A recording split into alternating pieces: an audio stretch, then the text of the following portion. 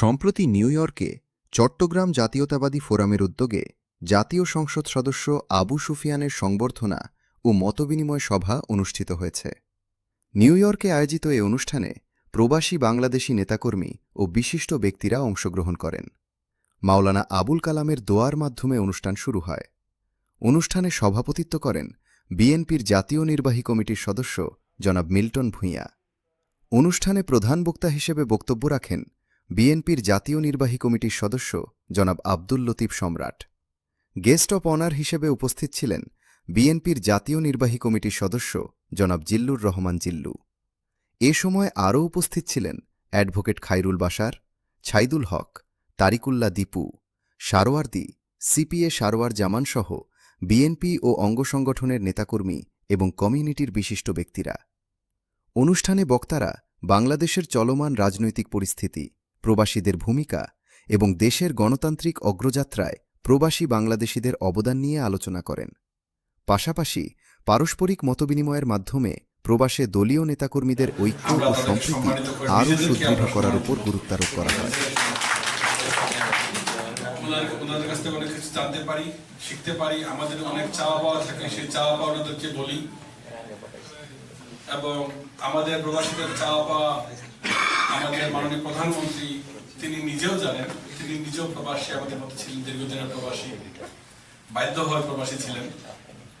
তিনি নিজেও প্রবাসী থেকে আমাদের প্রবাসীদের অনেক অনেক বিষয় তিনি জানেন। এবং আমি মনে করি যে বিএনপি সরকার প্রবাসীদের জন্য এই পর্যন্ত যা করেছে আর কোন সরকার বাংলাদেশে এই কাজ করে। মানে একটু কাব্যিক ভাবে বলতে গেলে বলতে হয়, তোমার কীর্তির চেয়ে তুমি যে মহান হে আবু সুফিয়ান।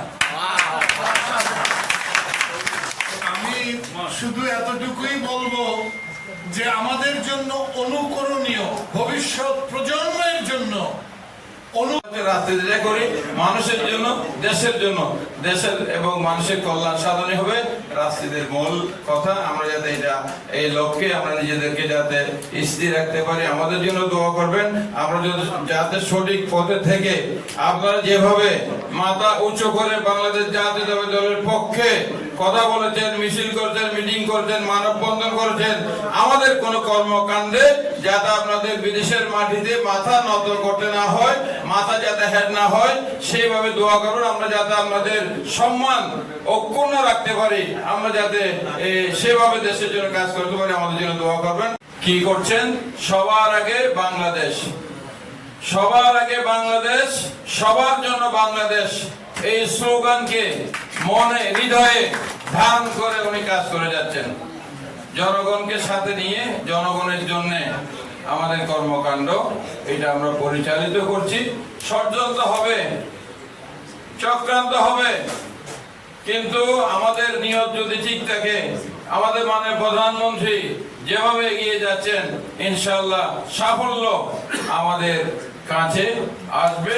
আমরা বাংলাদেশ একটি সমৃদ্ধ দেশ হিসেবে, বাংলাদেশি হিসেবে আমরা মাথা উঁচু করে বিশ্বের বুকে আমরা পরিচয় দিতে পারবো। সেই প্রত্যাশা নিয়ে আগামী প্রজন্মের জন্য একটা নিরাপদ বাংলাদেশ, একটা মানবিক বাংলাদেশ, ন্যায় ভিত্তিক বাংলাদেশ আমরা দিয়ে যেতে চাই।